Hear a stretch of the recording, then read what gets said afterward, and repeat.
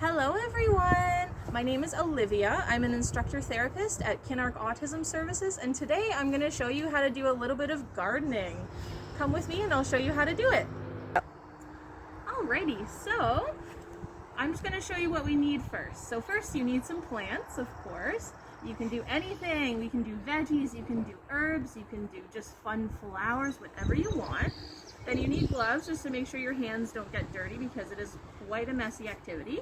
Then we need a scoop so that we can scoop this, which is our soil. And then you also need a planter or a plot in the ground that's already ready to go. So what I usually do, this one is already set up for us, but what we usually do to set it up is we'll fill the bottom with a little bit of rocks, but this one has a bit of a liner in it. It's just to make sure that when you water it, the water goes through and the water doesn't sit at the bottom. If it sits at the bottom, it will mold and it won't be good for your plant roots. So just make sure there's a little bit of room from the soil to the bottom of this so that the plants can take root and they won't get moldy. Alrighty, so now I'm going to put on my gloves and we're going to get started. So what I usually do before I start digging is I'll take the one that I want and I'll position it where I want it to go. So then you can kind of picture how it looks when you start to actually put it in. And I really like the way these are positioned. Now another thing that I always like to recommend is to look at the tab. It just usually gives you useful tips on what the plant likes and what you can do for watering it and stuff like that. You can always ask mom for help, mom or dad for help and directions on that as well. So I really like how these ones are sitting. I always like to keep the tabs in there as well in case I need to reference that information later. And then we're going to start with this one on the end. So usually you kind of shove it in, make a little bit of an impression with what you have, because luckily these containers are quite hardy sometimes.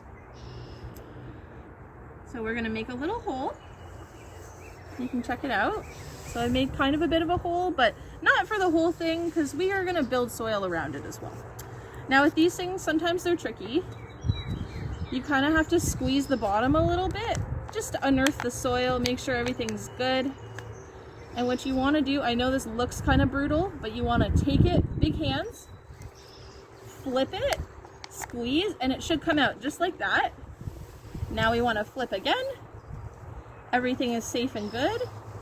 Make sure all the roots are good and we're not hurting any of the plants as we put it in. But we're also going to take more soil to support it.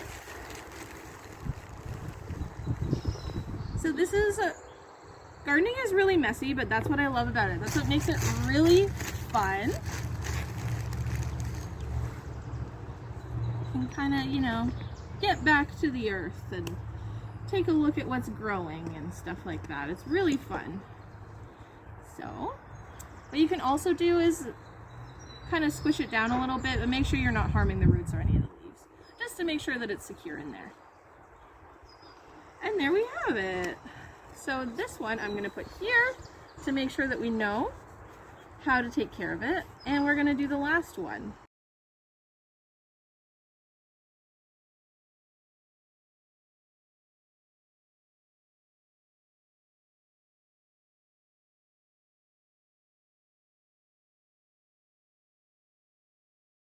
This is it. There we have it.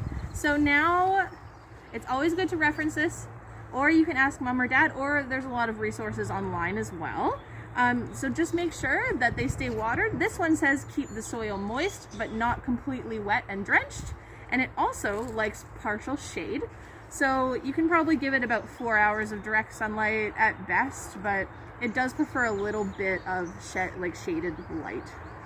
But yeah, there we have it. Thank you so much for watching my video, and make sure to watch more Kinark Create videos and have a wonderful day. Bye.